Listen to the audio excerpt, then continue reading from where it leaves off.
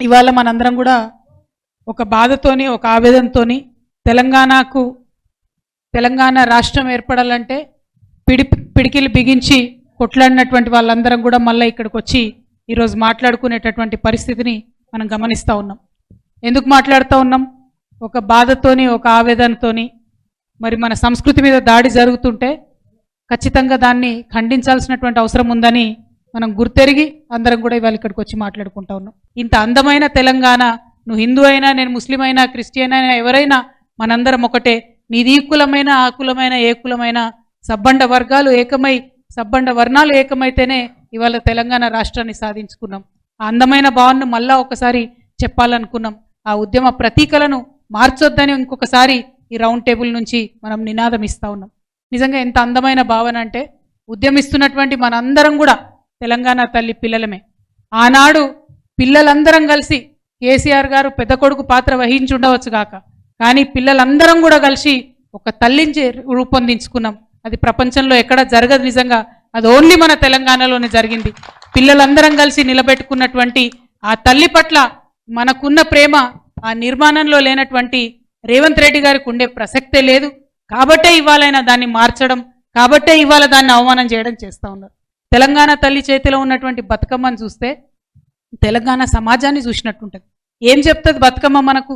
నిజంగా ఎన్ని వందల సార్లు అనుకున్నామో, బతుకమ్మ అంటే కాస్ట్లీ పువ్వులు ఉండవు, గడ్డి పూలు ఉంటాయి, తంగేడు పూలు ఉంటాయి, బంతి పూలు ఉంటాయి, తొవ్వన పోతుంటే పెరిగేటటువంటి మామూలు పువ్వులు ఉంటాయి, ఆఖరికి విషం ఉండేటటువంటి జిల్లేడు పువ్వులు కూడా ఉంటాయి. మరి ఇవన్నిటినీ కలిపి మనం బతుకమ్మని చేసుకుంటాం. దాని అర్థం ఏంటి? చిన్నవాడు పెద్దవాడు కాదు, ఎవరైనా సరే మనవాడు అనేటటువంటి భావన ఉండాలి. ఇవాళ నువ్వు హిందూ కావచ్చు, నేను ముస్లిం కావచ్చు, ఇంకోటి కావచ్చు, అందరం కలిస్తేనే ఒక అందమైన బతుకమ్మ అవుతుంది, అందరం కలిస్తేనే ఒక అందమైన సమాజం అవుతుందని ఒక మెసేజ్ ఇచ్చేటటువంటి, తెలంగాణకు ప్రత్యేకతను చాటేటటువంటి బతుకమ్మ ఆ తెలంగాణ తల్లిలో లేకపోతే మరి మన తెలంగాణ సమాజంలో సహజంగా ఉన్నటువంటి స్నేహశీలత కావచ్చు, సహనశీలత కావచ్చు, సుహృద్భావం కావచ్చు, వీటన్నిటి రిఫ్లెక్షన్ ఎట్లా కనపడుతుంది అనేటటువంటి విషయం ఇవాళ మేధావులంతా కూడా బాధపడుతున్నారు, ప్రజలందరూ కూడా బాధపడుతున్నారు. ఆ విషయాన్ని చెప్పడం కోసమే ప్రభుత్వం ఆ విషయాలు అర్థం చేసుకోవాలని మనం బలంగా చెప్పడం కోసమే ఇవాళ రౌండ్ టేబుల్ కాన్ఫరెన్స్ పెట్టుకున్నాం. మన అస్తిత్వాన్ని ఎవరు కూడా ఊడగొట్టలేరు, అంత ధైర్యం ఎవరికి లేదు. ఎందుకంటే మనం కొట్లాడి ఉన్నాం. కానీ ఆ ప్రయత్నం జరుగుతుందని తెలిసినా కూడా అడ్డుపడకపోతే, మనం మాట్లాడకపోతే తప్పు మనదైతుంది. మనం ఉద్యమం కాలంలో చెప్పుకునేటోళ్ళం ఒక కథ. ఏంది? మాట్లాడే చిలుకని తీసుకొని ఒక ఆయన వస్తే వాళ్ళ భార్య పాపం కూర వండి పెడుతుంది. తర్వాత భర్త అడుగుతాడు, ఎందుకమ్మా కూర వండినవు దాన్ని?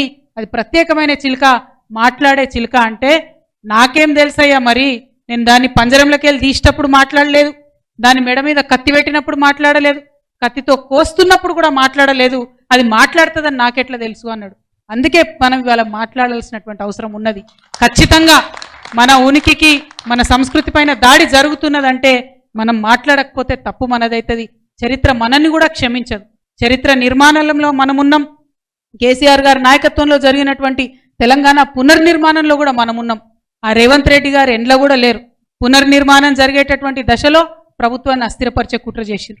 ఉద్యమం జరుగుతున్నటువంటి దశలో ఉద్యమకారుల మీద గన్ను ఎక్కిపెట్టినటువంటి వ్యక్తి ఎక్కడా లేడు. కాబట్టి ఎక్కడనో ఒక దగ్గర మరి నా పేరు నమోదు చేసుకోవాలని చేస్తున్నటువంటి వెకిలి ప్రయత్నంగా దీన్ని మనం చూడాల్సినటువంటి అవసరం ఉంది, అయినా ఎత్తి చూపించాల్సినటువంటి అవసరం ఉంది. కాబట్టే ఇవాళ ఈ రౌండ్ టేబుల్ సమావేశం పెట్టుకున్నాం. మరి అద్భుతమైనటువంటి సూచనలు మన వాళ్ళు పెద్దవాళ్ళందరూ కూడా ఇవ్వడం జరిగింది. ఆ సూచనలన్నింటినీ కూడా మరి మనం దృష్టిలో పెట్టుకొని ఇప్పటి వరకు విన్నటువంటి సూచనలో మరి ఒక తీర్మానం రూపంలో కూడా దీన్ని ప్రవేశపెట్టుకుందాం. ఇప్పుడు దాన్ని నేను చెప్తాను. చెప్పిన తర్వాత మళ్ళీ రిక్వెస్ట్ చేస్తున్నా, మనం మాట్లాడడానికి వచ్చిన యువమిత్రులందరూ కూడా మాట్లాడాలి.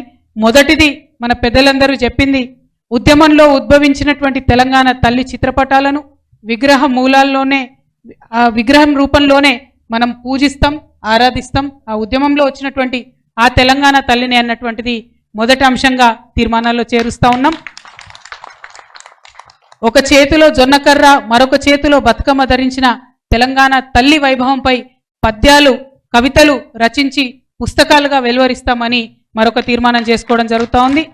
పిల్లలు వాడేటటువంటి నోట్బుక్లు మొదలుకొని రైటింగ్ ప్యాడ్స్ వరకు అన్నిటి మీద తెలంగాణ తల్లిని ముద్రించి మన పిల్లలందరికీ కూడా ఇచ్చేటటువంటి ప్రయత్నం చేద్దాం. తెలంగాణ తల్లికి ఆరాధనతో కార్యక్రమాలు ప్రారంభించేటటువంటి సాంప్రదాయాన్ని ఇక ముందు కూడా కొనసాగించాలని చెప్పి అనుకుంటా ఉన్నాం. అట్లానే తెలంగాణ తల్లి విగ్రహ ప్రతిష్టాపనలు కూడా అన్ని గ్రామాల్లో అన్ని చోట్ల కొనసాగిస్తాం. అదేవిధంగా బతుకమ్మ కేవలం అగ్రవర్ణ పండుగ అన్నటువంటి వాక్యాల్ని ఉపసంహరించుకొని తెలంగాణ జాతికి క్షమాపణ చెప్పాలని కాంగ్రెస్ పార్టీని డిమాండ్ చేస్తూ ఉన్నాం. అట్లానే ప్రస్తుతం రేవంత్ రెడ్డి గారు ఏర్పాటు చేసినటువంటి రూపాన్ని మరి కాంగ్రెస్ మాతగా నామకరణ చేద్దామని తీర్మానంలో మీ అందరి మద్దతు కూడా ప్రకటించవలసిందిగా మేము కోరుతా ఉన్నాం.